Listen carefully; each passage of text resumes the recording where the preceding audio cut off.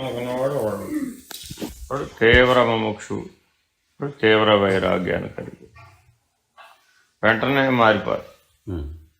వాడు ఉత్తముడు, వాడికి అప్పుడే కావాలంతే, వాడు మళ్ళీ మారడిక. అలా ముందు నుంచి తయారై ఉన్నవాడు అప్పుడే పొందగలుగుతాడు, తయారై లేనివాడు పొందలేడుగా మరి. కాబట్టి ఉత్తమమైనటువంటి వాడు ఎవడయ్యాడు? తీవ్ర ముముక్షత్వం, తీవ్ర వైరాగ్యం. ఆ తీవ్రత ఉంటే తొందరగా నిర్ణయం అవుతుంది. 1/2 డిగ్రీ జ్వరం వచ్చిందయ్యా, జ్వరమేనందమా? కాదు, కానీ జ్వరం లక్షణాలు ఉంటాయి. అదే 104 జ్వరం వచ్చింది, అప్పుడు ఆలోచించాలి, తీవ్రంగా ఆలోచించాలి. ఇంకో 2 డిగ్రీలు పెరిగింది, అప్పుడు ఇవన్నీ పక్కకు పెట్టాలి. 104 కూడా పెద్దగా భయపడవు, కానీ 106 వస్తే అర్జెంటు పరిగెట్టాల్సిందే, అంతేనా కాదు? తీవ్రత పెరిగే కొద్దీ సహజంగా ఆ స్థితిలో ఉండిపోతాడు. అది ఏంటంటే గురువుని వదిలిపెట్టలేడు కదా, ఎందుకంటే దాటించాలి కదా మరి. కానీ తీవ్ర వైరాగ్యం, తీవ్ర ముముక్షత్వం వచ్చేంతవరకు ప్రయత్నం చేయాలి.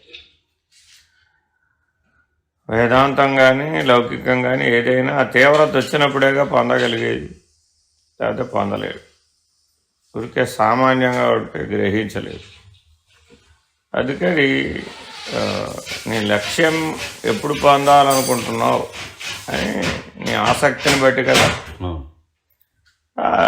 దాన్ని బట్టే ఉంటుంది. అది ఒక మొదటి పాయింట్.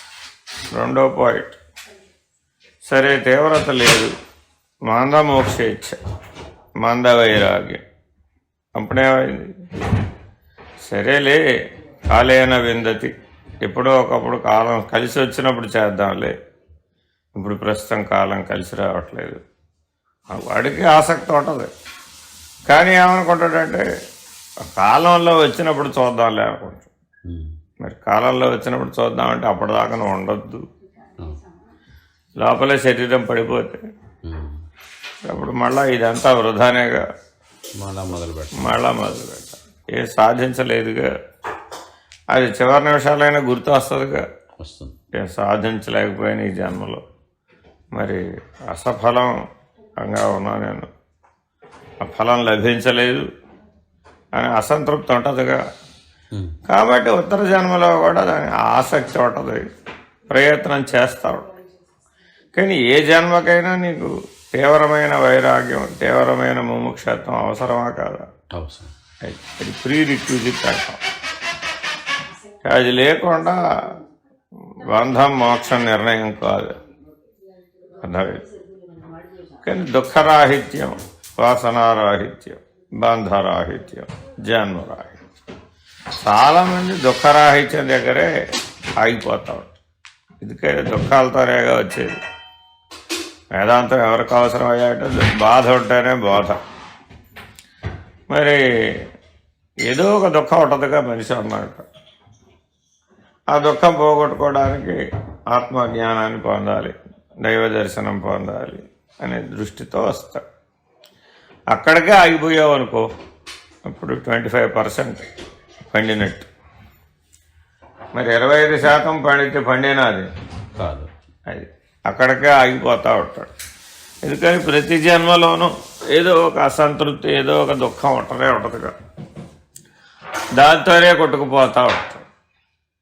ఆ దుఃఖరాహిత్యం సాధించిన తర్వాత ఈ దుఃఖానికి మూలం వాసన కదా. ఆ ఆసక్తి బలంగా ఉండబట్టి కదా నేను అక్కడికి వెళ్ళాను, ఆ కార్యం చేశాను, ఆ కర్మ ప్రేరితం అయింది. మరి ఆ వాసన గుణ ప్రభావం చేత కదా నేను అన్నీ పొందుతున్నాను. ఈ వాసనాక్షయం అయితే శాశ్వత దుఃఖరాహిత్యం. ఇప్పుడు ఎలా ఉంది అంటే వచ్చిపోతా ఉంటుంది. ఇప్పుడు అందరూ దుఃఖంగా ఉన్నావా అంటే లేనట్టు. మరి దుఃఖం అసలు లేదా అంటే ఎప్పుడో ఒకప్పుడు వస్తూ ఉంటుంది. మరి ఎప్పటికీ శాంతం పోయేదని అడిగితే చెప్పలేదు. ఏదో సందర్భం వచ్చినప్పుడు వస్తుందండి, సందర్భం లేకపోతే బాగానే ఉంటారండి. విషయం వచ్చినప్పుడే అంతా సమస్య, విషయం లేనప్పుడు అంతా బాగానే ఉంటానన్నట్టు. ఎవరైనా అంతేగా. కానీ మరి శాశ్వతంగా పరిణామం చెందేమా? చెందలేదు. ఎవరికి వాళ్ళకే తెలిసిపోతా ఉంటాం. మరి శాశ్వతం ఎప్పుడయింది? ఆ దుఃఖానికి మూల కారణమైన వాసన గుణం మూలాన్ని అన్వేషించి అది శాస్త్రవాసన వల్ల వస్తుందా, దేహవాసన వల్ల వస్తుందా, లోకవాసన వల్ల వస్తుందా అనే గ్రహింపు రావాలి. ఎవరు చెప్తారు? ఎవరిని వచ్చి చెప్తారా? మనకే గ్రహింపు రావాలి. పిల్లవాడు మెచ్యూర్ అని ఎప్పుడు అంటున్నావు? తల్లి తండ్రి పడ్డ కష్టాన్ని గుర్తు ఇచ్చాడయ్యా. అబ్బా ఎన్ని కష్టాలు పడి మా అమ్మ నాన్న నన్ను పెంచారా అనే గ్రహింపు వచ్చింది వాడికి. అప్పుడు తల్లిదండ్రుల ఏడల కృతజ్ఞతతో ఉండాలని ఎవరైనా చెప్పాలా? అవసరం. వాడికే తెలుస్తుంది ఈశ్వరుడు నాకెంత సహాయం చేశాడు అనే గ్రహింపు వచ్చింది. అప్పుడు ఈశ్వరుడికి ఎవరైనా చూపెట్టాలా? అవసరంలా. నీ జీవితంలో 90% అంతా ఈశ్వరుడే చేస్తావు. అన్నిటినీ అనుకూలంగా తీర్చిదిద్దేవాడు ఎవడు? ఈశ్వరుడే.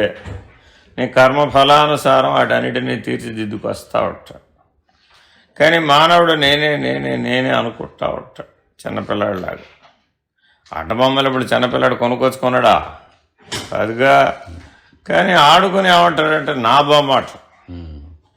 ఒరే తల్లి తండ్రి అడుగుతారు, రే నాకు ఎవరా? నేనెవను, నా బొమ్మ అట్ట. ఒరే నేను కొనిచ్చిందే కదా, అయితే నేను ఆడుకున్నా, నాదే బొమ్మ అట్ట. మరి ఇప్పుడు వాడు మెచ్యూరేనా? వాడి కోసం ఇప్పుడు కొట్లాడుకుంటావా? మరి అప్పుడు ఎట్లా ఉండాలి? మరి మనం పరిపక్వత చెందిన వాడిలాగా ఉండాలి.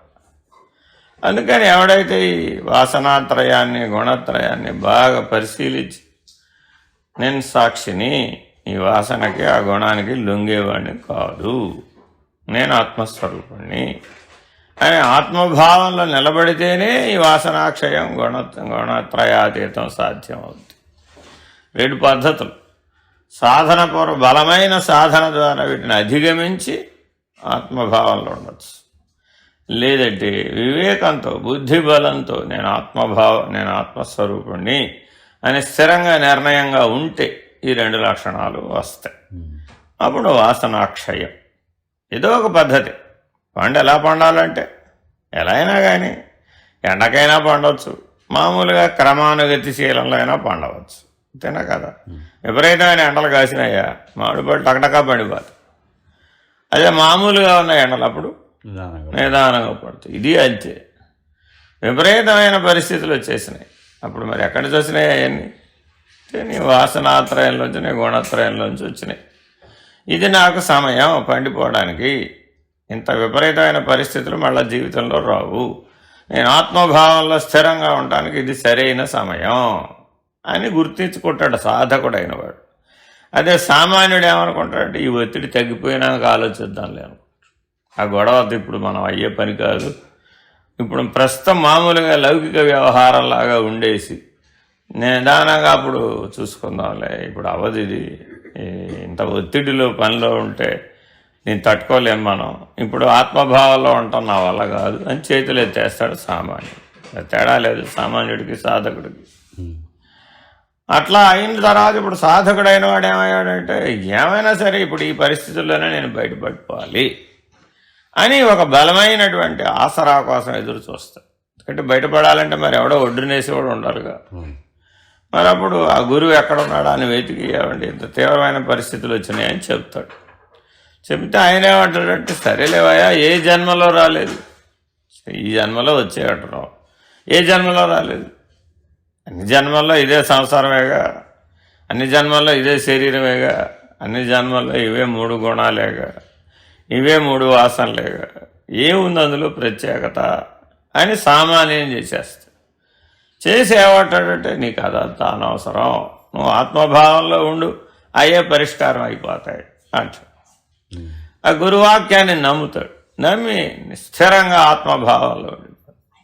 అప్పుడేవో పరిస్థితులు వచ్చి పోతూ ఉంటాయి, తక్కువ ఎక్కువ అలా జరిగిపోతూ ఉంటాయి. జరిగిపోతూ ఉంటే వాటంతటా అయ్యే రద్దు అయిపోయినాయి. ఆత్మభావంలో ఉంటే ఏం మిగలం, అయ్యే వస్తూ ఉంటాయి పోతా సహజంగా సాక్షిగా ఉన్నాడు. ఇప్పుడేం తెలిసిందంటే మరి నిజంగా నాకు బాధ ఉందా అని విచారణ ప్రారంభించు. బాంధం అనగా ఏమి, అన్న విచారణ ప్రారంభించాలంటే వాసనాక్షయం గుణత్రయాతీతం అయిన వాడికే బంధం గురించిన ప్రశ్న వస్తుంది, లేకపోతే రాదు అసలు. నీకు అది బంధంగా కనబడదు కూడా. సుఖంగానున్నాగా. ఇప్పుడు ఈ సోఫా నాకు బంధం అంటే ఒప్పుకోవటవా? ఇంత మంచి సోఫా వేసాం, ఇన్ని ₹1,00,000 పెట్టి కొన్నాం ఈ సోఫా, ఇంత మెత్తగా ఉంది, రెక్లైనర్ కావాలంటే పడుకోవచ్చు, ఇన్ని సౌకర్యాలు ఉన్నాయి, సోఫా బాధ ఏమిటి అన్న. అవుతుందయ్యా, ఒక కాలానికి అవుతుంది. ఎప్పుడు అవుతుంది? వాసనాక్షయం గుణత్రయాతీతం అయిన వాడికి తెలుస్తుంది, అవని వాడికి తెలియదు. అట్లాగే ఈ శరీరం బంధమేనా? ఎవరికి బంధం అనిపించదు, కానీ సోఫా బంధం కాదుగా. అట్లాగే నిజంగా నువ్వు కూర్చుని తిన్నాడు శరీరం, సోఫాలో కూర్చోవాలి. మరి ఆ శరీరం బంధ కారణమేనా? ఎందుకని అన్ని సంబంధాలు శరీరం వల్లనే వచ్చింది. అంతేగా, ఏ సంబంధమైనా శరీరం ఉన్నంతసేపు. ఆ శరీరం పడిపోతే అన్నీ వాసారిపోయి. మరి ఇప్పుడు మరణమే పరిష్కారమా బంధరాహిత్యానికంటే? కాదని. ఎందుకని మళ్ళా పుడుతున్నావుగా, మళ్ళీ ఇదే శరీరం తెచ్చుకుంటున్నావు, మళ్ళీ అదే సంసారాన్ని అనుభవిస్తున్నావు, మళ్ళీ అదే ప్రపంచాన్ని అనుభవిస్తున్నావు, మళ్ళీ అదే ఆకలి, దప్పిక, నిద్ర, ప్రాణభయం, పునరుత్పత్తి చేస్తావు. మరి ఏం మారింది ఇప్పుడు? ఇతర జన్మ కూడా ఏం మారలేదుగా. మరి అటువంటిప్పుడు ఆ శరీరం బంధమేనా కాదా? అంటే శరీరం నుంచి ఇంకొక శరీరం ఉత్పన్నమైనంత వరకు అది బంధమే. కానీ ఈ శరీరం అనే కారణం చేతేగా అసలు నా జీవితం అనే సంబంధం ఏర్పడింది. కాబట్టి మరలా శరీరాన్ని పొందకూడదు, పొందితే ఈ తిప్పలని తప్ప అన్న నిర్ణయం కలుగుద్ది. అప్పటిదాకా అసలు ఆలోచనే ఉండదు. ఎందుకని జనన మరణాల గురించి ఆలోచించేది ఏముంది అనుకుంటారు. అవి వస్తూ ఉన్నాయి, పోతా ఉన్నాయి, నా ప్రయత్నం ఏం లేదుగా, సహజంగానే వచ్చేసినాయి, సహజంగానే పోతూ ఉంటాయి అనుకుంటారు. ఇప్పుడు మరి బంధ విచారణ చేయని వాడికి ముక్తి వస్తుందా? అసలు నువ్వు జైల్లోనే లేవు, ప్రశాంతంగా ఉన్నదాంతో అనుభవిస్తూ ఆనందంగా ఉన్నావు చిన్నపిల్లాడిలాగా. ఇప్పుడు చిన్నపిల్లాడికి ఏమైనా బంధం తెలుస్తుందా? తెలీదుగా. 6 నెలల పిల్లాడు, సంవత్సరం పిల్లాడు ఉన్నాడండి, వాడు ఏడుస్తూ ఉంటాడు, ఆకలి అవుతుంది, అన్నం పెడతారు, మళ్ళీ నిద్ర వస్తుంది, మళ్ళీ ఏడుస్తాడు, మళ్ళీ పడుకుంటాడు, లేస్తాడు, ఆడుకుంటాడు. వాడి ప్రపంచంలో ఎవరితో సంబంధం ఉందా? అమ్మతో ఉండదు. అంతే, అంతే తప్ప ఇంకేం వాడికి ఏం సంబంధం. పైగా వాళ్ళ అమ్మ పడే కష్టాలు కానీ నష్టాలు వాడి ప్రపంచంలో ఎవరేమైపోయినా వాడికి ఏం సంబంధాలు. మరి ఇప్పుడు వాడు ఆనందంగానే ఉన్నాడని చెప్పచ్చుగా, కనబడుతున్నాడు అట్లా. అంతేగాని వాస్తవంగా వాడికి ఏం తెలియదు అంటల్లా మనం. ఏం తెలిసిన వాడికి అమాయకుడు కదా, అజ్ఞానం కదా, వాడికి ఏం తెలియదు కదా అట్లా. మరి ఇప్పుడు తెలిసి బంధం లేకుండా ఆనందంగా ఉండాలా, తెలియక బంధం లేకుండా ఆనందంగా? మనం అందరం ఎక్కడ పుట్టాం? తెలివి లేని, అజ్ఞానం, అవివేకం, మెచ్యూరిటీ లేనటువంటి స్థితిలో కూడా ఆనందంగానే ఉన్నాం. ఇప్పుడేదో మనకు తెలిసిందని మన అభిప్రాయం. 50 ఏళ్ళు 60 ఏళ్ళు వచ్చినాయండి. ఇప్పుడే వాడికి మనకి పోలిస్తే ఏంటి? వాడికి తెలియదు, మనకు తెలిసింది. వాడికి ఆనందంగానే ఉంది, మనకే ఆనందంగానే అనుకుందాం. అని మరి బంధాలు ఉందా లేదా అన్న విచారణ ఉందా? లేదుగా. కాబట్టి ఎవరికైతే బంధం అనగా ఏమి అన్న ప్రశ్న వచ్చి, ఓ ఈ శరీరం పుట్టడం పోవడం, జనన మరణ చక్రమే నాకు బాంధహేతువు, రోజు మెలకువ కాల నిద్రలో తిరగడమే నాకు బాంధహేతువు. ఎందుకని ఆ పని తల్లి గర్భంలో మొదలుపెట్టి ఎప్పటిదాకా చేస్తాం? ఆఖరి శ్వాస కూడా మెలకువ కాల నిద్ర. సందేహం వస్తుందా రాదు? నిద్రపోతున్నాడా, పోయాడా? నిద్రపోయావయ్యా, ఇప్పుడు ఎలా ఉన్నావు? ఏమో, లేచేదాకా ఉన్నాడో పోయాడో చెప్పలేవు. అంతేగా, డౌట్ వస్తుంది పక్కనే చూసేవాడు. 80 ఏళ్ళు 90 ఏళ్ళు ఆయన పడుకున్నాడండి, సోయిలే కూడా పడుకున్నాడు. ఇప్పుడు ఏమనుకుంటావు? కొంచెం డౌట్ వస్తుంది. మామూలుగా నిద్ర టైం అయితే పట్టించుకోము, తర్వాత వేరే టైం అయితే కొంచెం ఆలోచన ప్రశ్న వస్తుంది. కానీ 80 90 వాళ్ళకి మామూలు నిద్ర టైం నిద్రపోవడం అనేది ఏమి ఉండదు. వాడు ఎప్పుడు అలాగే, వాడికి ఏం పని లేదుగా, కర్తవ్యం లేదుగా, కానీ ఎప్పుడు అలా ఉంటాడు, వాడి స్థితిలో వాడు ఉంటాడు. పిలిస్తే పలుకుతాడు, టైం అయింది నిద్ర, తినాలి, లే అలాగే. అంతే, మళ్ళా పడిపోతాడు అంతే. ఎందుకని అయిపోయింది, శరీరం వడలిపోయి విడిపోతూ ఉంటాడు. ఎప్పుడు వదిలేద్దామా, ఎప్పుడు ఈ శరీరం దించుదామా అని ఎదురు చూస్తూ ఉంటాడు. కానీ 90లో శరీరమే బరువు అయిపోయి, వాడి శరీరమే వాడికి బరువు. ఇప్పుడు 90లో ఉన్నవాడిని ఎవడన్నా ఎత్తుకోమాను, నా చేత కదా, నేను మొయ్యలే, నా శరీరమే నేను మొయ్యలేకపోతా ఉన్నాను, ఇంకొకరిని ఎత్తుకునే పరిస్థితి లేదు అట్లా. లేదంటే మీరు ఉద్యోగం చేయాలి, 90 లేని ఉన్న వాళ్ళకే ఉద్యోగం ఇస్తామన్నారు. ఉద్యోగం 90లో ఉన్నవాడికి ఉద్యోగం ఇస్తే ఏం చేస్తాడు? అర్థమవుతా, నీ ఆలోచనగా అర్థం లేదు. ఎవడన్నా పెడితే తినేవాడిని, అలా మళ్ళా పడుకునేవాడిని. ఇంకెప్పుడు నేను ఉద్యోగాలు సద్యోగాలు చేసే పరిస్థితిలో నాకేం లేదు అట్టు. మరి ఎవరు పెట్టకపోతే అసలు గొడవే లేదు, లేచే పరే లేదు. ఎందుకని వాడికి శరీరమే బరువు, వాడు దించేసే దగ్గరకు వచ్చేసింది వ్యవహారం. అట్లా బంధముక్తుడైనటువంటి వాడు శరీరాన్ని మోసుకుంటా తిరుగుతూ ఉంటాడు, ఎప్పుడు దించాలా అని ఎదురు చూస్తూ ఉంటాడు. మరి అదే బంధంలో ఉన్నవాడు ఈ శరీరం 30 ఏళ్ళు ఉంటే, ఇంకా బాగా అన్ని ప్రపంచం అంతా తిరిగి చూస్తే, బాగా విషయాలు అనుభవిస్తే, ఆనందాన్ని అనుభవిస్తే, ఇక అది చూడాలి, ఇది చూడాలి, అది చెయ్యాలి, ఇది చెయ్యాలి, అలా ఉండాలి, ఇలా ఉండాలి, ఇంకా వాడు మెచ్చుకోవాలి, వీడు మెచ్చుకోవాలి, ఎన్నో ప్రాపంచికమైనటువంటి సంగతులంతా. ఆ ప్రపంచం అంతా దేంతో ముడిపడిందంటే నీ శరీరంతో తినేగా. మరి ఇప్పుడు నీ శరీరాన్ని నీకు బరువై తోచి, ఇదే బంధంగా తోచి, ఈ బంధాన్ని ఎప్పుడు వదిలించుకుందామా అని ఎదురు చూసే దశ వస్తుందా రాదా? With maturity, not with age.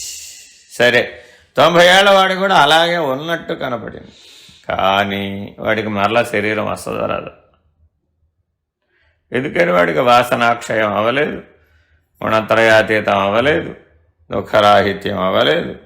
వాడిని కూడా కదిలిస్తే ఎన్నో విషయాలు చెబుతాడు. మరి కదిలించకపోతే తనలో తానే మదన పడతా ఉంటాడు. అదే జీవన్ముక్తుడైన వాడు ఉన్నాడు, బంధరాహిత్యాన్ని పొందినవాడు, వాడికి ఏ మదనం లేదు. ఎందుకని వాడికి అవస్థాత్రయం లేదు, సృష్టి స్థితి లయాలు లేవు.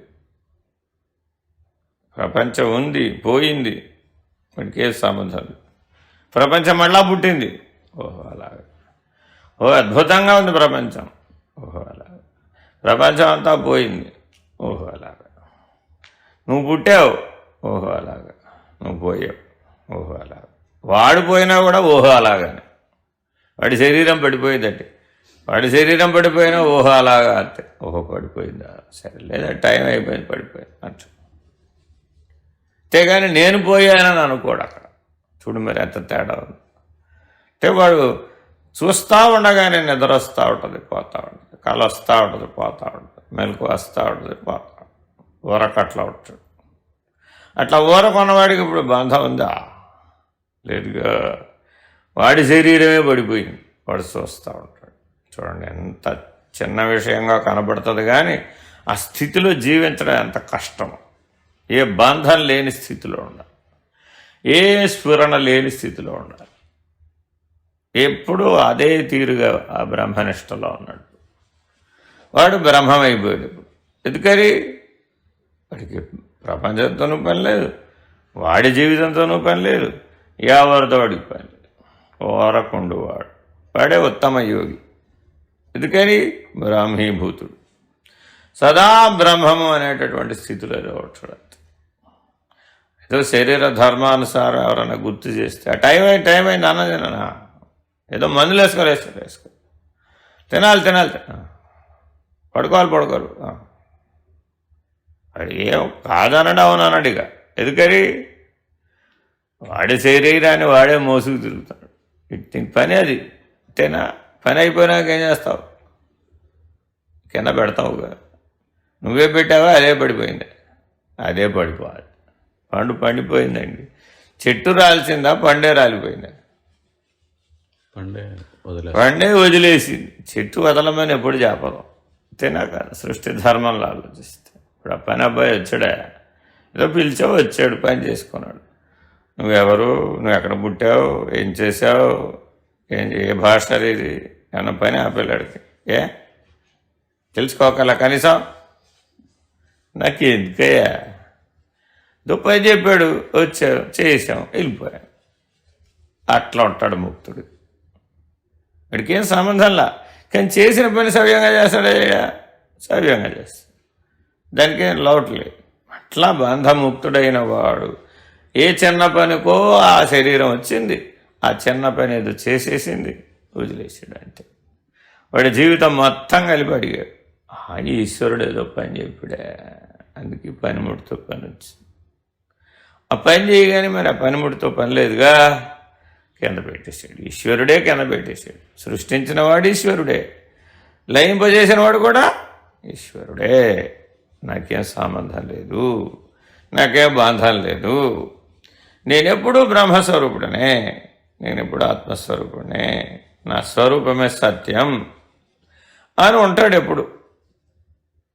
అబ్బో మీరు చాలా కష్టపడ్డారండి, చాలా శ్రమ చేశారండి, చాలా క్షేత్రాలు తిరిగారండి, చాలా ప్రతిష్టలు చేశారండి, చాలా యజ్ఞాలు యాగాలు. అయ్యా ఇదంత చిన్న పని, ఈశ్వరుడి దృష్ట్యా చూస్తే అంత చిన్న పని అంతేనా? వ్యక్తి దృష్ట్యా చూస్తే అబ్బో చాలా పెద్ద పని చేసినట్టుగా కనపడదు. అదే సమిష్టి సాక్షి అయిన ఈశ్వరుడి దృష్ట్యా చూస్తే అసలు మన జీవితం మొత్తం మీద చేసిన పని ఎంత అంటాం? సృష్టి దృష్ట్యా చూస్తే మైన్యూట్, మైక్రో. మరి అటువంటిప్పుడు గణితించడానికి వీలు లేనంత పని చేసి నేనే చేశానంటాం సమర్థనీయమైన.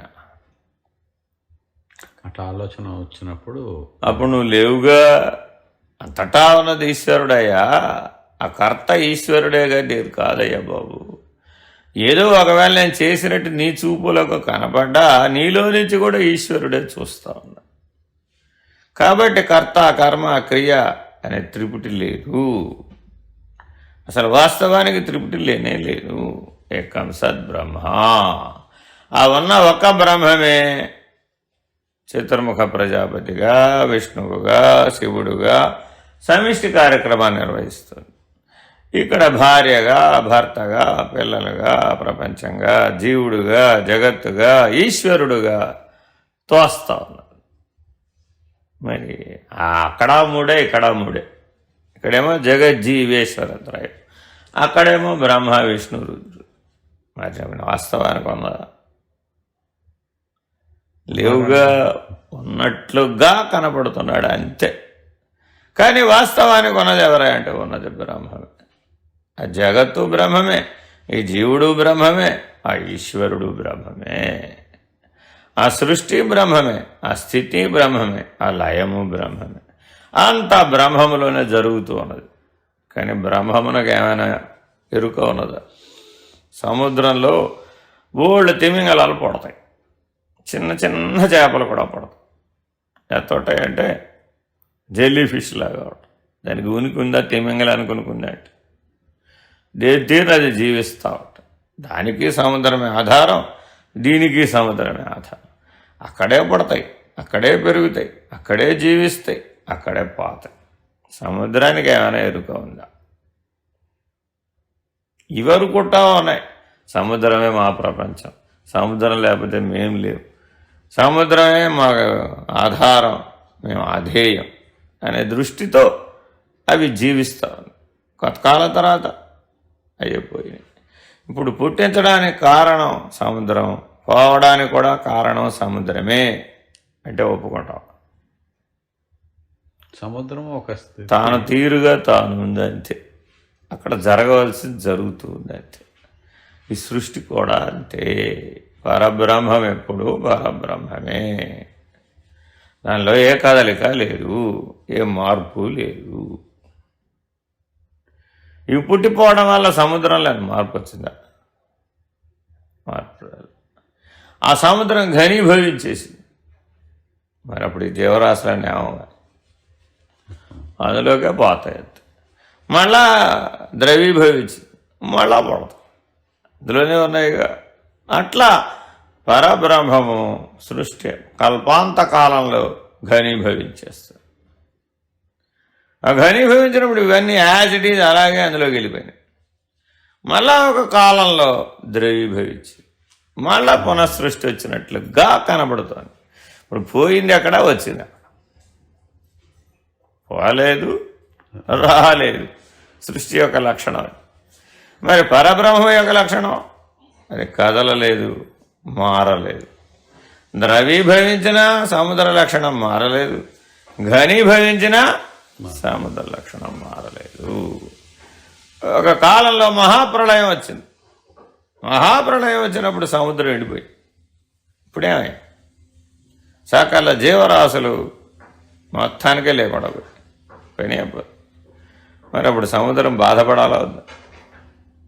నాలో ఉన్న జీవరాశులన్నీ చనిపోయినాయని సముద్రం అది స్థితిలో ఉంది కాబట్టి పరబ్రహ్మం ఎలా ఉన్నాడు? పూర్ణాచల సముద్రవత్. అది ఎప్పుడూ కదలదు, అది ఎప్పుడూ మారదు, దానికే స్పందన లేదు, దానికే రకమైన చలనాలు లేవు, అది అచలం. కాబట్టి పరబ్రహ్మం ఏమిటి? అచలం. దానికి జన్మరాహిత్యం. అది పుట్టదు, మరొక దాన్ని పుట్టించదు. అది పోదు, మరొక దాన్ని గిట్టించదు. అది కదలదు, మరొక దాన్ని కదిలించదు. అది దాని లక్షణాలు. అది పరబ్రహ్మం. కాబట్టి ఎవడైతే పరబ్రహ్మం అన్న నిర్ణయానికి చేరుకున్నాడో వాడు జన్మరాహిత్యం. ఎవడైతే బ్రాహ్మీభూత స్థితిలో ఉన్నాడో వాడు ముక్తుడు, వాడు బంధరాహిత్యం. ఎవడైతే ఆత్మభావంలో ఉన్నాడో వాడికి వాసన రాహిత్యం. ఎవడైతే జీవభావంలో ఉన్నాడో వాడి లక్ష్యం దుఃఖరాహిత్యం. ఇప్పుడు 4 భావాలు. అయితే జీవభావం, లేకపోతే ఆత్మభావం, లేకపోతే బ్రహ్మభావం. 4వది పరబ్రహ్మం అనే నిర్ణయం. అక్కడ భావంతో పనిలే, అది భావాభావ విరహితం. మరి ఇప్పుడు మనం ఏ స్థితిలో జీవిస్తూ ఉన్నాం అని ప్రతి క్షణం చూసుకోవాలి. అది ఏదైనా కానీ నిన్ను ఏదైనా ఆకర్షించాలి, నిన్ను ఏ జీవితం అయినా జరుగుతూ ఉండదు. ఇప్పుడు నేను జీవభావంలో ఉండి దీన్ని నిర్ణయిస్తున్నానా, ఆత్మభావంలో నిర్ణయిస్తున్నానా, బ్రహ్మభావంలో ఉండి నిర్ణయిస్తున్నాను? ఎందుకంటే భావనేగా ప్రపంచానికి ఆధారం, లేకపోతే ప్రపంచం లేదు. గాఢ నిద్రలో అభావ స్థితిలో ఉన్నావు, అప్పుడే ప్రపంచం ఉంది. నీ పక్కనే మీ సంసారం అంతా పడుకుని అందరూ కలిసి ఒక దగ్గరే ఉన్నారు. కానీ మరి నీ గాఢ నిద్రలో వీళ్ళు ఉండాలిగా. ఇది అంటే భావం కదిలితేనే ఇదంతా ఉంది. అదే అభావ స్థితిలో ఉన్నావు, అప్పుడే సంసారం లేదు, ప్రపంచం లేదు, దుఃఖం లేదు, సుఖం లేదు, ఏ గొడవ లేదు, పుట్టడం లేదు, పోవడం లేదు, ఎక్కడ పుట్టావో లేదు, ఏమయ్యావో లేదు, ఏమి లేదు. కాబట్టి నువ్వు చెబుతున్న కథ అంతా ఎందులో ఉందంటే భావంలోనే అంతే. అభావ స్థితిలో ఏమి లేదు. ఇది నీ అనుభవంలోనే ఉంది, తేనా కాదు. కానీ తాత్కాలికంగా ఉంది, శాశ్వతంగా లేదు. రోజు ఆ అభావ స్థితిలోకి వెళితే కానీ శక్తిని పుంజుకొని రాలేవు బయటికి మళ్ళీ. ఎందుకంటే మరి భావంలో ఖర్చు అయిపోతా ఉంది. ఆ అభావంలో శక్తిని పుంజుకొని మళ్ళీ ఫ్రెష్గా లేచి మళ్ళీ అది చేస్తా, ఇది చేస్తా, అలా చేస్తా. ఆ అభావ స్థితిలో ఉండగా చేయలేదే, అప్పుడు ఇవన్నీ ఏం లేవు. అప్పుడు మరి హ్యాండీమ్యాన్ వస్తాడని అది చేస్తాడు, ఇది చేస్తాడని అక్కడ గాఢనిద్రలను ఉందా? లేదా మెలకువలో. మెలకువ అంటే ఓ భావన, స్వప్నం అంటే అది కూడా ఓ భావన, నిద్ర అంటే అది కూడా ఒక భావన, అభావంగా కనిపించే భావన. మరి ఇవన్నీ జీవుడికే కానీ ఆత్మకు ఉన్నాయా? లేవుగా. ఆత్మకి ఏ భావం లేదు, అది సర్వదా అభావం. అది మెలకువలోనూ అభావమే, కళలోనూ అభావమే, నిద్రలో కూడా అభావమే. దానికి ఏ మార్పు లేదు. మరి ఎప్పుడు అలా ఉంటామన్నామా? ఇప్పుడు ఉంటావు. మరి ఆత్మానాత్మ వివేకం ఉంటే ఉంటాం. కానీ మరి ఇప్పుడు నిత్య జీవితంలో ఆత్మానాత్మ వివేకం లేదుగా. ఇంతసేపు పదార్థం దగ్గర జీవితం సాగిపోతాం. అప్పుడు ఈ గిన్నె బాగుందా, ఆ గిన్నె బాగుందా, ఈ గరిట బాగుందా, ఆ గరిట బాగుందా, ఈ పదార్థం బాగుందా, ఆ పదార్థం బాగుందా. ఇక్కడే మన తెలివిత ఖర్చు అయిపోతాం. అంతకుమించి అవతలకు చూడగలిగే శక్తులు మరి ఇవన్నీ తాత్కాలికంగా కాదా. తల్లి పిల్లవాడి ఆరోగ్యాన్ని దృష్టిలో పెట్టుకుని ఎన్నో పనులు చేస్తుంది. తల్లి గుర్తెట్టుకోవాలా, పిల్లాడు గుర్తెట్టుకో? తల్లి ప్రస్తుతం చేసింది తల్లి, కానీ పిల్లవాడికేమో తెలియదుగా అసలు తల్లి ఇన్ని పనులు చేసిందని అసలు తెలియదు కదా వాడికి, ఎరుక లేదు కదా వాడు. ఎందుకని అజ్ఞానం చేత. ఎరుక లేకపోవడం రెండు పద్ధతులు. ఒకటేంటంటే వివేకం చేత, రెండోది ఏంటంటే అసలు ఏం తెలియదుగా. మీ అమ్మ ఏం చేసిందయ్యా నీకు చిన్నప్పుడు ఎట్లా పెంచింది చెప్పన్నా. ఎవరండి మా అమ్మ పెంచింది అంతే అంటాడు, కానీ ఏం చేసి పెంచిందయ్యా, ఏం పెట్టిందయ్యా అంటే ఎవరండి అప్పుడు బాగానే పెంచింది, బాగానే పెంచబడ్డాగా ఇప్పుడు నేను బాగానే ఉన్నాను. అప్పుడు ఆవిడే బాగా పెంచకపోతే ఇప్పుడు ఎటు ఎందుకుంటాను. కాబట్టి వాళ్ళు ఇప్పుడు ఇట్లా ఉన్నామంటే క్రెడిట్ ఎవరిది? మీ అమ్మది, అంతేనా కాదా? కానీ మరి మీ అమ్మ వెళ్ళిపోతే మర్చిపోవాలా, మర్చిపోవద్దా? ఒక కాలానికి మీ అమ్మ శరీరం పడిపోయిందయ్యా. మీ అమ్మ శరీరం దృష్ట్యా చూస్తే లేదు అంతేగా, కానీ నీ పరిణామం దృష్ట్యా చూస్తే ఎప్పుడూ ఉంది. అది అమ్మ లేకపోవడం ఎక్కడ, అమ్మ లేకపోతే నువ్వెక్కడి నుంచి వచ్చావు. కాబట్టి శరీరం దృష్ట్యా చూసిన వాడు ఏమన్నా మా అమ్మ ఎప్పుడో పోయిందండి. సరే అమ్మ ఎట్టా పోద్దయ్యా, నీలో లేదు, మీ అమ్మ సజీవమై ఉందా లేదా? ఎందుకని నీకు మెచ్యూరిటీ వస్తే, నీకు వివేకం వస్తే తల్లి వెళ్ళిపోయిందన్నది లేనే లేదు. అట్లాగే జగజ్జనని జగదీశ్వరుడు లేకపోవడం ఉందా? లేనే లేదు, ఎప్పుడూ ఉన్నారు వాళ్ళు. కాబట్టి వాళ్ళని ఎప్పుడూ నువ్వు తలంచవలసిందే. ఎందుకని వాళ్ళు లేకపోతే జగతే లేదు, మీ అమ్మా నాన్న లేకపోతే నీ జీవితమే లేదు. కానీ మరి మనం రోజు గుర్తు తెచ్చుకుంటున్నామంటావా? ఒక నమస్కారం అన్న పెడుతున్నామంటావా? పెట్టాలా వద్దా? ఎక్కడో వైకుంఠంలో ఉన్న విష్ణువుకి, కైలాసంలో ఉన్న శివుడికి మాత్రం దండం పెట్టమంటే పెడతారు, కానీ వాళ్ళ అమ్మ నాన్నకి దండం పెట్టమంటే పెడతారు? ఎప్పుడో అవసరం వస్తే పెడదాం అంటాం. అంటే అది రేంజ్ ఉంటుంది, కానీ ఎవ్రీడే లైక్ గాడ్ లాగా చేయకపోవచ్చు. ఎందుకని? ఆ వివేకం లేదు, తెలియదు, అసలు ఆ దృష్టితో చూడలేదుగా. భగవంతుడు ఎట్లా అయితే జగత్తును పరిపాలిస్తున్నాడో, ఆ జగత్తంతా ఈశ్వరానుగ్రహం మేరకు ఎలా పరిణమిస్తుంది.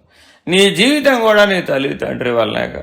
అసలు వాళ్ళే లేకపోతే నీ జీవితం ఎక్కడ ఉందా? అంత విశేషమైన కృతజ్ఞత, అంత విశేషమైనటువంటి భావ ఔన్నత్యం, అంత విశేషమైన నా తల్లి తండ్రి జగజ్జనని జగదీశ్వరుడు లాంటి వాడు అనేంత దృష్టి మనకుందా? వ్యావహారికంగా, విషయాత్మకంగా, తత్కాలవత్తుగా చూస్తున్నామే తప్ప వాళ్ళని జగజ్జనని జగదీశ్వరుడుగా చూడగలిగేటంత భావ ఔన్నత్యం ఉందా? మా అమ్మ పార్వతి, మా తండ్రి పరమేశ్వరుడు అన్న దృష్టి ఉందా? ఉంటే అప్పుడు వాళ్ళ ఎడలు ఎలా ఉన్నావు? భిన్నంగా వ్యవహరించా. నీ దృష్టి మారిపోవాలా? ఇప్పుడు దృష్టి మారాలా, సృష్టి మారాలా? దృష్టిని మార్చుకోవాలి.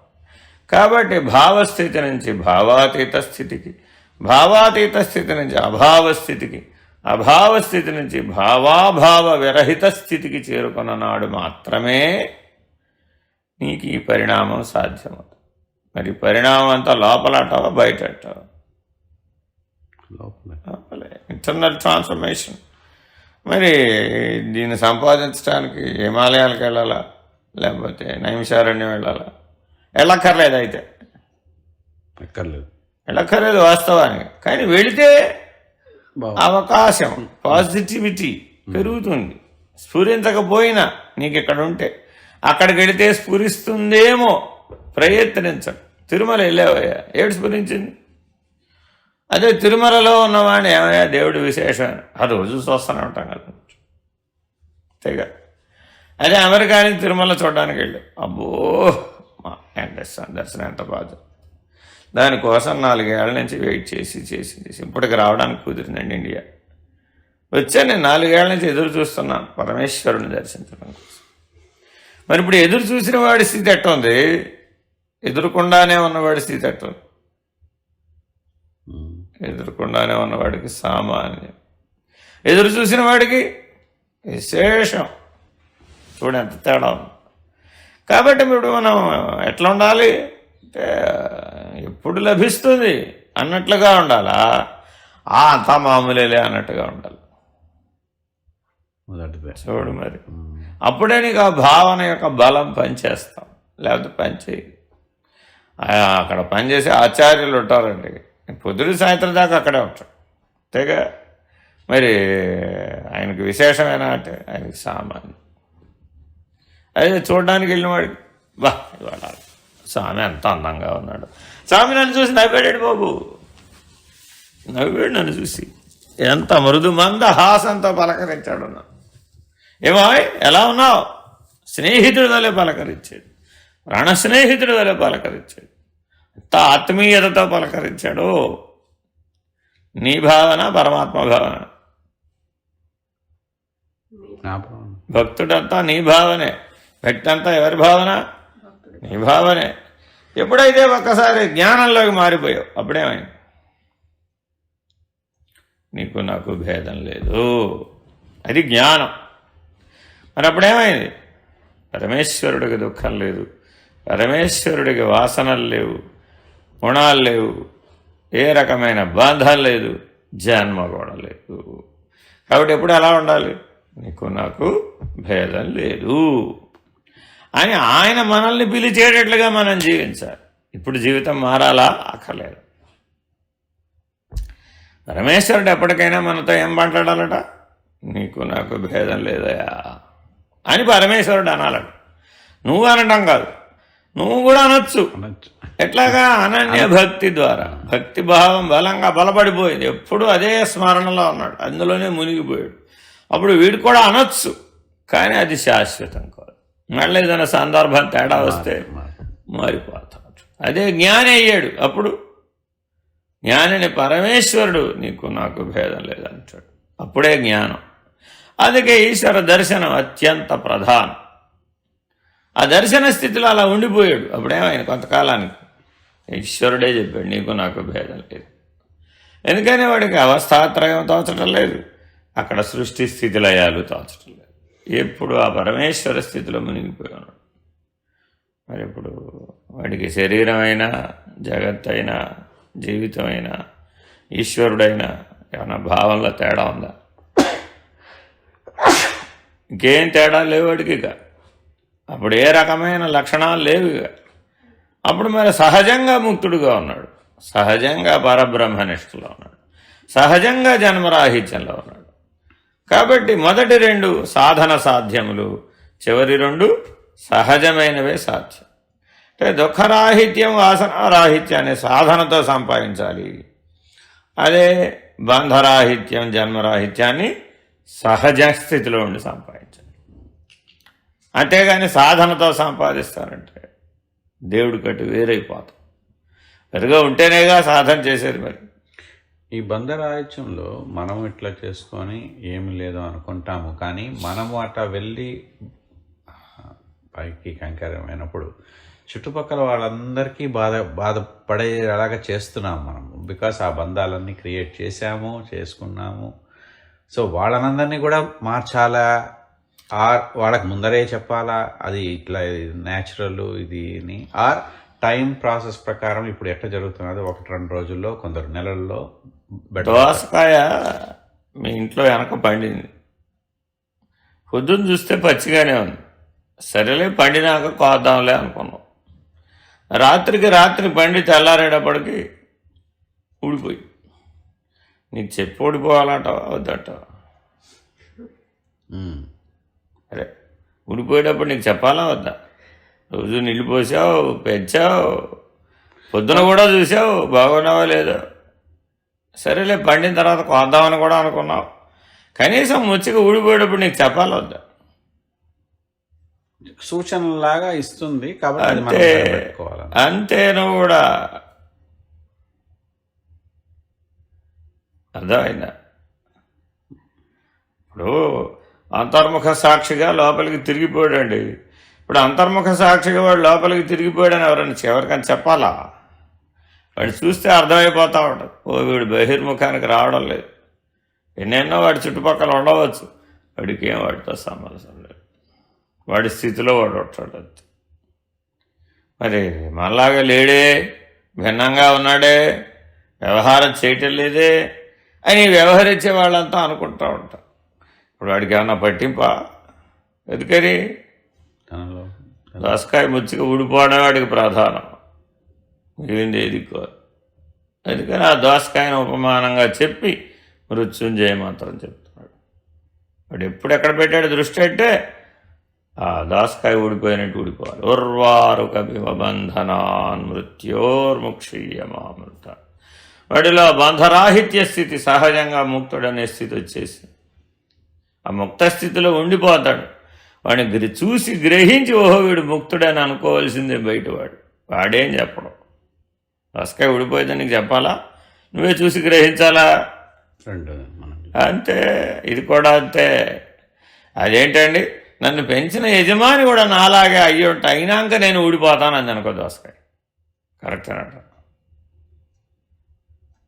ఇంతకాలం నాకు నీళ్లు పోసాడు కదా, నా పెంపుదలకు ఆధారం అయ్యాడు కదా, ఆయన కూడా నాలాగే తయారైన తర్వాత నేను ఊడిపోతానని అనుకో. వద్దట ఎప్పటికన్నా. ఈ యజమాని తయారవడానికి 100 ఏళ్ళు పడదు. మరి దోసకాయ కూడా ఎప్పుడు ఊడిపోవాలి? 100 ఏళ్ల తర్వాత ఊడిపోదు. అట్లా అది అసహజం కదా. కాబట్టి ముందు ఎవడికి వాడు బంధరాహిత్య స్థితిలో, ముక్త స్థితిలో, జ్ఞానంతో, వివేకంతో, వైరాగ్యంతో సహజంగా చేరుకోవాలి. అప్పుడు నీకు నిజంగానే గనక దైవీ ప్రణాళికలో స్థానం ఉంటే, ఇప్పుడు చెప్పేవే 10 మందిని తరింపజేయాలనే గొడవ, అది కూడా ఒక గొడవేగా.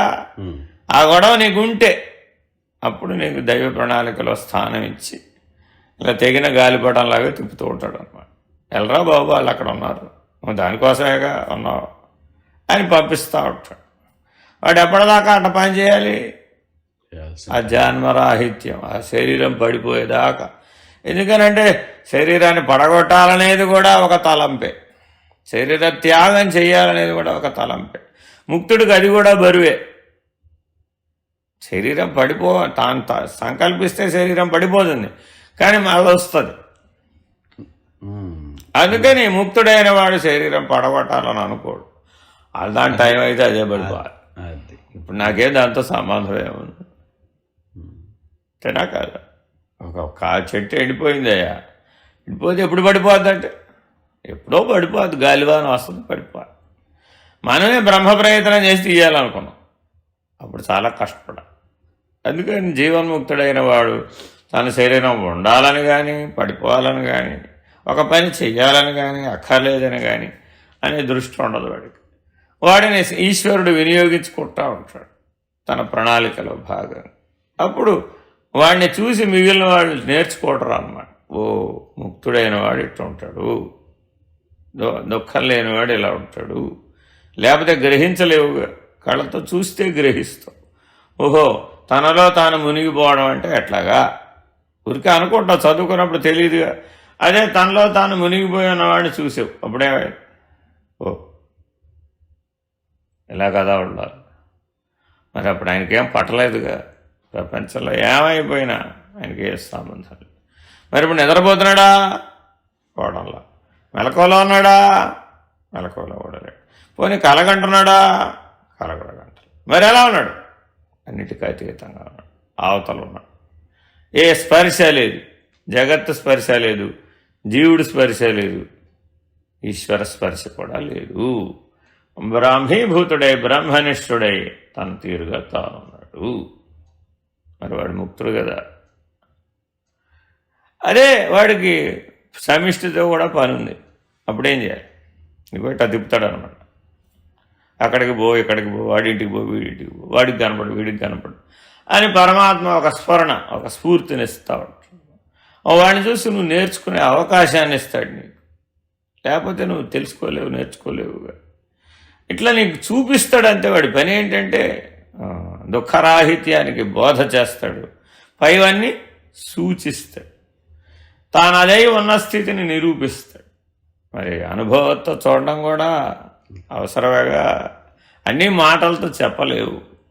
ఆలోచించు. మీ అబ్బాయి అడిగాడు, నాన్న నేను చిన్నప్పుడు ఏడ్చినప్పుడు నా ఏడు పెట్టమా అనిపించావు నువ్వు అని అడిగాడు.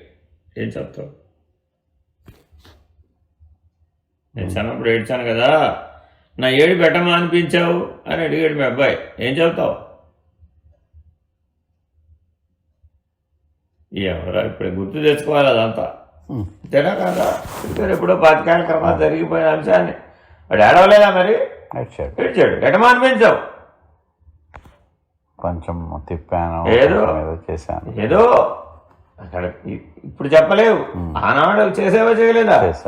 అట్లాగే జీవన్ముక్తుడికి ఎన్ని జన్మల జీవితమైనా అనంత బ్రహ్మాండం యొక్క అనుభవమైనా అట్లాగే తిరిగి చెప్పలేవు.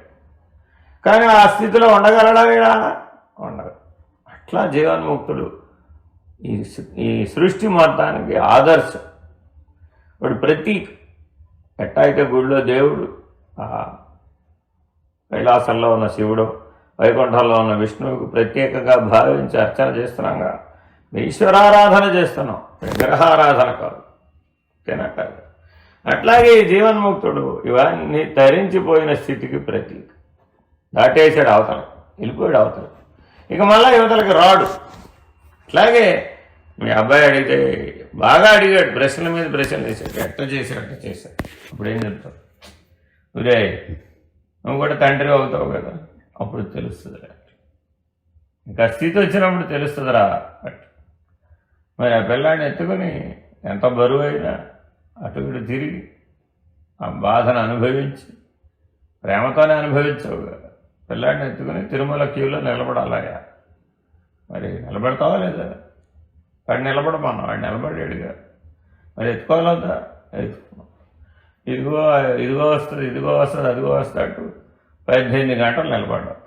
ఏమైపోతుంది నీ పరిస్థితి? పిల్లాడిని ఎత్తుకుని 18 గంటలు నిలబడ్డావంటే సామాన్యమైనదేనా? మీ ఆవిడ ఎత్తుకోమన్నావు, ఆవిడ అసలే ఒంటూపురు ప్రాణం, ఆవిడే ఎత్తుకుంటుంది. నా వల్ల కాదు అది. ముందే చేతులు ఎత్తేసినావు, నువ్వు కూడా చేతులు ఎత్తేస్తే కుదురుతుందా? చేయాల్సిందే. అప్పుడు పరమేశ్వరా అనుకుంటూ చేసావు. అంతేగా, ఆ శక్తిని ఇచ్చే వాడెవడంటే ఈశ్వరుడే. అట్లా ఎత్తుకుని ఆ తెలివితోనే అంత కష్టంతో వెళ్ళి పరమేశ్వర దర్శనం చేసావు. అప్పుడు ఏమనిపించింది? బా కళ్ళు ఎదురకుండా కనపడుతున్నావు అయ్యా బాబు. కష్టం వచ్చినప్పుడు పరమేశ్వరుడు కళ్ళు ఎదురకుండానే ఉంటాడు. మరి నీలోని శక్తి ఈశ్వరుడే. తీరా అక్కడ దాకా వెళ్ళిన తర్వాత నువ్వు చూసేది బదులు ఒరే చూడరా బాబు, నిన్ను దీనికోసమే తీసుకొచ్చాను, 18 గంటలు ఎత్తుకోలేదు దేనికోసరా చూడరా అంటే వాడు ఏం చేశాడు? ఎటు చూడాలో తెలియదుగా వాడికి, దిక్కులు చూస్తున్నాడు. ఒరే అటు కాదురా ఇటు చూడరా బాబు. ఇప్పుడు అంతసేపు నన్ను నిలబడినిచ్చాడా? నడమయ్యా బాబు, నడు అంటాడు వాడు. ఇప్పుడు పరమేశ్వర దర్శనం అయ్యిందా? వీడి గోల పట్టించుకోవడమే సరిపోయిందా నీకు? కొంచెం ఇది ఉంటుంది, మెజారిటీ వీడిని మార్చాలి, అంతేగా అటు ఇటు వాడికి చూపించాలని ఉంటుంది కాబట్టి తాపత్రయం అన్నారు. అందుకండి కాబట్టి నిజంగా నీకు ఈశ్వర దర్శనం అయినప్పుడు కూడా నీకు గనక ఆత్మజ్ఞానం లేకపోతే, ఆ దృష్టి లేకపోతే, నీ దృష్టి తప్పక బంధం వైపే ఉంటుంది కానీ ముక్తి వైపు ఉండదు. మరి బంధరాహిత్యం రావాలంటే ఏ స్థితిలో ఉండాలి? ఇప్పుడు ఇప్పటికి ఏ తోచని స్థితిలో ఉండాలి. అభావ స్థితిలో ఉంటేనే బంధరాహిత్యం. చాలా జాగ్రత్తగా ఈ పరిణామం పొందాలి. లేకపోతే దోసకాయ వదిలిపెట్టినట్టు వదిలిపెట్టదు, అది బలంగా పట్టుకుంటుంది. బలంగా పట్టుకుంటే దాని వైపే దృష్టి. అందుకని విడిపోవాలంటే మరి మథనం చేయాలి వద్దు. మథనం చేయాలంటే ఒక ఆధారం ఉండాలి వద్దు. ఆ ఆధారమే మంత్రం. ఆ మంత్రాన్ని నిరంతరాయంగా శ్వాసతో సమంగా ఎవడైతే జపం చేస్తాడో వాడికి ఆ మథనం జరిగి మజ్జిగలో నుంచి వెన్న విడిపోయినట్టుగా ఆ విడిపోవాలి. అప్పుడు ఆ వివేకమే నువ్వు. మజ్జిగ దేనివల్ల ప్రాధాన్యత వచ్చిందంటే వెన్న ఉంటేనే. పాలకు కూడా దేనివల్ల ప్రాధాన్యత? ఆ వెన్న ఉంటేనే. పెరుగు దేనికి ప్రాధాన్యత? ఆ వెన్న ఉంటేనే. వెన్న లేని పాలు అని ఉపయోగం. గడ్డే తప్ప అందులో ఏమవడం. సారం తీసేసాక వెన్న ముందే తీసేసాం. చాలామంది వెన్న లేని పాలు తాగుతారు, పోషణ ఉండదు దాంట్లో, వృధా. దానికంటే మంచినీళ్ళు తాగడం బెటర్, తెల్లటి నీళ్ళు అనమాట. కాబట్టి వెన్న లేని పాలు వెన్నలేని పెరుగు, వెన్నలేని మజ్జిగ, సారహీనమైనటువంటి చూడండి. మరి ఆ వెన్నం తీసి కరిగించావు. పాలు లీటర్ తాగవచ్చు, కానీ లీటర్ నెయ్యి తాగుతుంది నీ వల్ల కాదు. 2 చెంచాలు 3వ చెంచా పడేటప్పటికి దాహం పెరిగిపోదు. ఇంకో 3 చెంచాలు వేసుకోమన్నావు, ప్రేమ ఎక్కువైపోతే ఏం చేస్తావు? ఇంకో 3 వేసావు, అప్పుడేమైంది? ఆపోయా బాబు వేసుకోండి స్వామి పోసేసావు. అప్పుడేం చేయాలి? తప్పస్తూనే ఉండాలి. 6 చెంచాలు నెయ్యి వేసుకుంటే 6 లీటర్ల నీళ్లు తాగితే కానీ ఆ దాహార్తి తీరం. చూడు మరి నెయ్యి యొక్క లక్షణం అన్నది. అట్లాగే మరి పదార్థానికి అంత ప్రభావం అంటే పరమాత్మకి ఎంత ప్రభావం ఉంటుంది ఆలోచించి చూడు. అందువల్ల జాగ్రత్తగా గ్రహింపు ఉండాలన్నమాట, అప్పుడు సాధిస్తాం. అందువలన జపం ధ్యానం అవుతుంది, ధ్యానం సమాధి అవుతుంది, సమాధి సాక్షాత్కారం. మరి అట్లా అవ్వాలిగా, అప్పుడు కదా ఈశ్వర దర్శనం. కాబట్టి జపాన్ని ఎప్పటిదాకా కొనసాగించాలి? ఆ ఈశ్వర దర్శనం అయ్యేదాకా చేయాలి. ఆ స్థితి వరకు అదే నీకు ఆధారం, దాన్ని వదిలిపెట్టకూడదు. పైగా మిగిలిన వాటన్నింటి మీద 90% దృష్టి పెట్టి దాని మీద 10% దృష్టి పెట్టావు, అప్పుడు సాధ్యమేనంటవా?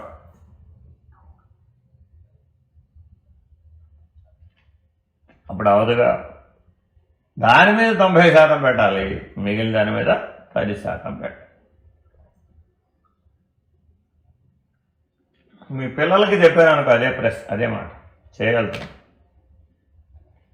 చేయలేదు. ఎందుకని? ఆ పరిణామం రాలేక, ఆ పరిపక్వత రాలేక. కాబట్టి గురువు ఎప్పుడు ఏం చూస్తాడంటే, నీకు ఈ స్థితికి పరిపక్వత వచ్చిందా, చేయగలవా అని చూసుకుంటా ఉంటాడు. ఒక మాట ముందే చెప్పొచ్చు కదండి, 3 ఏళ్ల క్రితం వచ్చినప్పుడే చెప్పొచ్చు కదా. అప్పటి నుంచి ఎప్పటిదాకా చేసేవాళ్ళం కదా, 3 ఏళ్ళ సమయం కలిసి వచ్చేది పనిచేయదు. ఎందుకని? అప్పుడు వేరే స్థితిలో ఉన్నాం, అప్పుడు ఇంకా జపం దాకార వచ్చే స్థితి లేదు. మరి ఇప్పుడే నీకు సమాధి స్థితి గురించి కూడా వచ్చేసేట్టుగా చేశాను, అప్పుడేమవుతాం? అసలు తట్టుకోలేవు. ఎందుకని? మరి జపమే లేదు, ధ్యానమే లేదు. ఒకసారి నీకు శక్తిని ఇచ్చేసి సమాధి స్థితిలో కూర్చోబెట్టేశాను, పెట్టవచ్చట, కానీ తట్టుకోలేవు. ఏం చేస్తావు? నాకొద్దు బాబోయ్, నా పని చేసుకోవాలంటే కుదరట్లేదు. ఎందుకని? పని ప్రధానంగా పుట్టావు, కర్మఫలం. కాబట్టి కర్మఫలం అనేదానికి అతీతం అయ్యేటానికి ఈ జపం ఆధారం. అట్ట కర్మకు అతీతంగా ఉండి కర్మ చేయటం వస్తే అదే ధ్యానం. అప్పుడేం చేయదు నిన్నిక. అట్లా ప్రతిదాన్ని తెలుసుకుంటూ అధిగమించడానికి ఈ జపం అనేది, ఈ మంత్రం అనేది ఒక ఆధారంగా పనిచేస్తుంది. మరి అది అవసరం కదా. ఆ పరిణామం వచ్చినాక వస్తుంది సమాధి స్థితి, లేకపోతే రాదుగా. అందుకని చాలా జాగ్రత్తగా ఈ పరిణామాన్ని పూర్తి చేయాలి. నేను అందరూ ఎవరు కొట్టారంటే, మాకు అన్నీ వచ్చు, మాకు అన్నీ తెలుసు, ఎప్పటి నుంచో వింటున్నాం కదండి అని తెలుసు అంటాడు. చేయబోతే రాదు. తెలియడం వేరు, చేయడం, ఆ స్థితిలో ఉండడం. కాబట్టి జాగ్రత్తగా జపం ధ్యానం అవ్వాలి, ధ్యానం సమాధి అవ్వాలి, సమాధి సాక్షాత్కారం అవ్వాలి, సాక్షాత్కార ప్రభావం చేత ముక్తుడు అవ్వాలి. ఇది లోపల జరగవలసిన పరిణామం. కొబ్బరి కురిడి అవ్వాలంటే బయట నుంచి చేయగలవా? కొబ్బరికాయ తెచ్చామంటే ఇంటికి, నీళ్ళకాయ ఫుల్గా తెచ్చావు, దాన్ని ఎంతకాలం పెడితే కుళ్ళిపోద్ది, కానీ కురిడికాయ అవ్వదు. అదే చెట్టుకుంది, అప్పుడేమైంది? నిదానంగా పరిణామం వస్తుంది. అదే కురిడికాయ అయిపోయింది, అదే రాలి పడిపోయింది. చూడంత సులభం. అప్పుడు ఏ కష్టం లేదు. అప్పుడు చెట్టును అంటి పెట్టుకుని ఉండటమే దాని పని అయితే, లేకపోతే అది అవ్వదు, ఆ పరిణామం పూర్తి అవ్వదు. మరి అవసరమా కాదు? అవ్వాలి మరి, అయితేనేగా మానవ జీవన పరిణామం పూర్తయ్యేది. అందుకని అట్లా గురువుని వెంబడిస్తూ ఉండాలి. ఆ కురిడికాయ అటైతే చెట్టుకు ఆనుకుని విడిపోకుండా ఉంది, అట్లా ఈశ్వరుని గురువుని నిరంతరాయంగా వెంబడిస్తూ ఉండాలి. అప్పుడు కానీ నువ్వు ఆ కురిడికాయగా పరిణామం. ఆ కురిడికాయ జీవన్ముక్తుడు. అందుకని యజ్ఞంలో, యాగంలో, పూర్ణాహుతిలో వేయాలంటే ఎండిపోయిన కాయ కావాలి, కానీ నీళ్ళకాయ పట్టుకెళ్ళామనుకో ఈ పనికి రాదు. ఇది పూర్ణాహుతికి పనికి, నేను టైం ఉంది, ఇంక ఎండాలి పండాలి, అవి ఏం అవ్వలేదు అంటాం.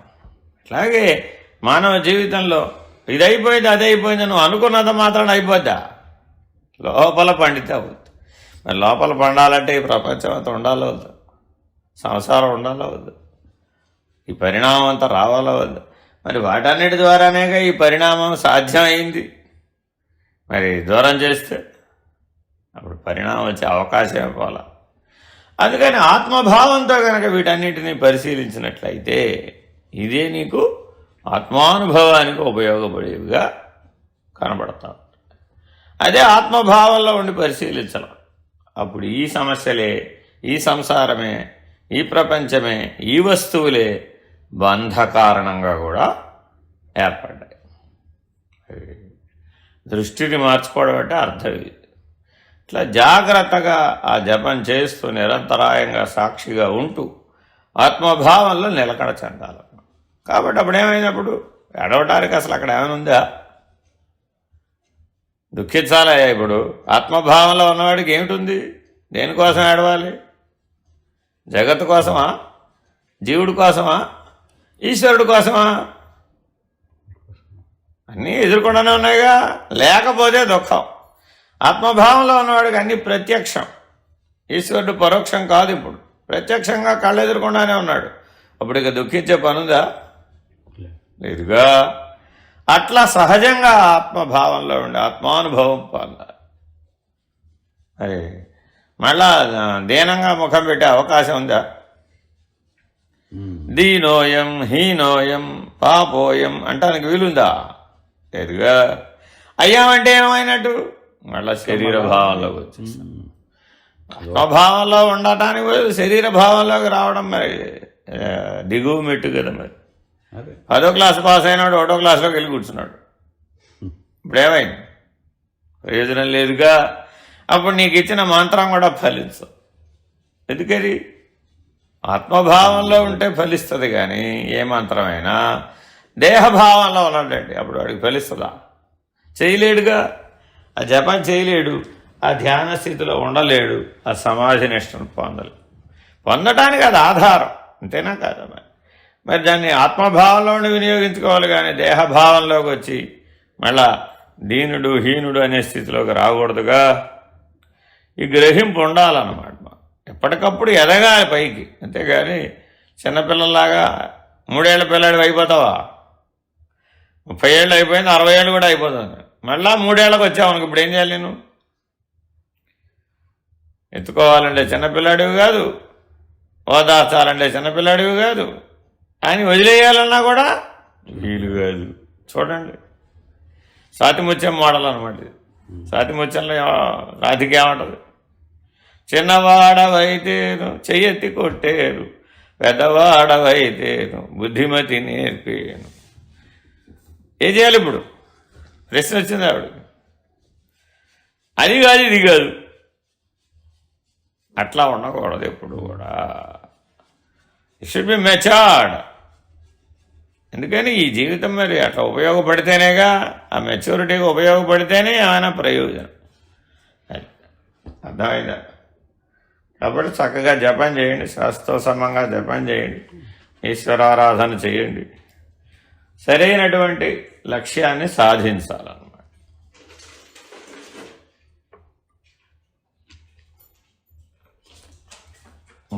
హరి ఓం.